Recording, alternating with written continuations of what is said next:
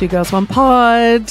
It's that time of week, whatever day it is that you're listening. It's my solo ep. Whoop, whoop. Talking to myself. Whoop, whoop. Can I get an amen? Amen. Do that for myself.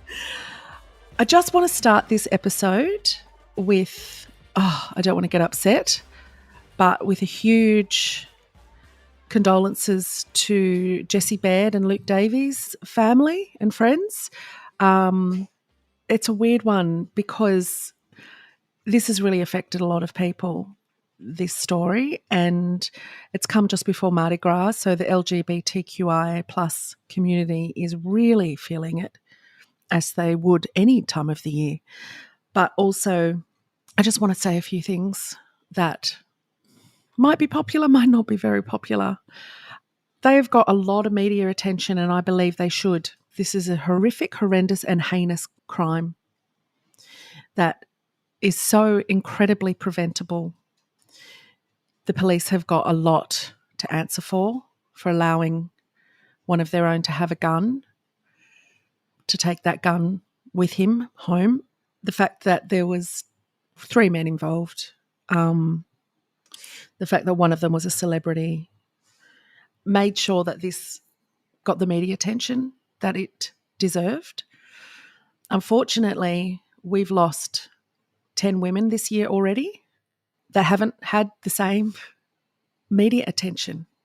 And I look, I watch the news every night.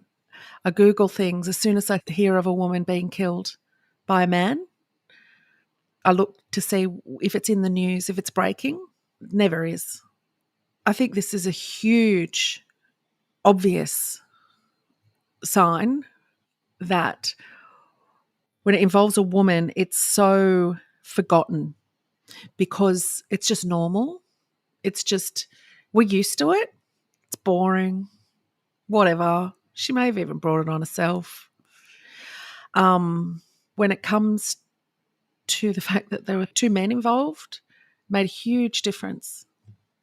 Still killed by another man, by a man who, just like the other men that have killed the women, honestly believe that they have the right to take a person's life when they want to because they're not getting what they want.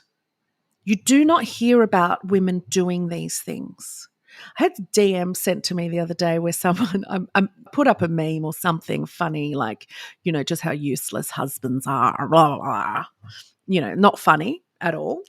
And a woman said to me, I'm just so surprised there aren't more husbands dead in the beds when women wake up in the morning. And I was like, because women don't do that.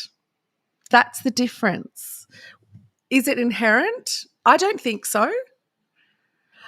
I think if we were taught to be entitled and privileged and not taught to talk about our feelings the way women are allowed to and taught to and encouraged, I think that if we weren't any of those things and we were treated like men, put on pedestals for ridiculous things and then told to not in any way deal well with your feelings about anything, we would be killing too, because it's acceptable, you know. It's not even in the news. So on that, I wanted to also say how it affected me, their deaths, because it sounds mad. But until yesterday when I saw the news, I was 2 hours late. I hadn't been on my phone for 2 hours and I opened up my emails and it was a breaking news email that they had found remains. Until that moment, I was still holding out hope that they were alive. There was something in me that said maybe they're trapped somewhere, being held prisoner somehow. Even though, you know, we all knew they weren't, but until that time, and I wonder if their families were thinking the same thing. No one should ever go through this. We have got to do something about family and domestic violence. We've got to do something about men's violence. I always usually end that with against women. We've got to do something about men's violence, because taking another person's life because you'd rather them be dead than be with someone else or have a life. Jesus, we got to keep talking about it.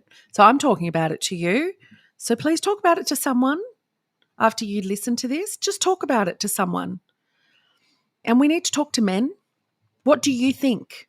I watched MAFS last week and they had a guy tell another guy to muzzle his woman. And then at the commitment ceremony, the expert asked the rest of the men in the group why not one of them stood up. I posted it on Instagram and I had one DM from a person that said, why didn't they ask the whole room? Why was it just pointed at men? And I'd like to answer that because I didn't answer her. I'd like to answer that because women aren't the problem. Women are speaking up and we're being killed when we do. So sometimes we don't speak out of fear. But men are not speaking because of bro code. The guy was literally accused of defying the bro code in that conversation. And then in the next conversation, and then in the Voxy, bro code. That term makes me physically ill. People are dying because of bro code. People are getting away. People are not standing up for women being abused because of bro code. And that's got to go. So I believe that we need to start talking to men. Every time I post things, even though I have a massive female following, I never, ever have anyone share my stories or reply to me as a man. If they do, they're gay men, which are different because they're feminine. And, being a woman is the worst thing that you can be. It's what they get bullied for. It's why they have their own internalized homophobia, because the worst thing that they can be told by other men and women who have internalized misogyny is a woman, or to act like a woman, or to be a girl, or to act like a pussy, So we got to talk to the men. We got to ask them, why didn't one of you stand up for her? And none of them could answer the question. So keep asking the question until they have answers. Get them to talk to each other. Do you know any straight men? Ask them. How often do you talk about domestic violence with your mates? How often do you talk about it with your dad? How often do you talk about it with your son? Like, does it ever come up ever? Do you have any solutions about what we should do for this epidemic that is happening? One woman every 6 days is being killed at the hands of someone she knows. What's your solutions, mate? Because we don't know what to do. We don't know how to stop it. And it seems when it happens to two other men by a man, we can shut down an entire invitation to a Mardi Gras march. It's not the people, it's the uniform that it represents. And until that is completely changed, that policing, the way that system is run, I don't believe they should be welcomed in that uniform to walk against something that was designed. It was made. That march from the 78ers was started because of the police brutality and violence against LGBTQI plus people.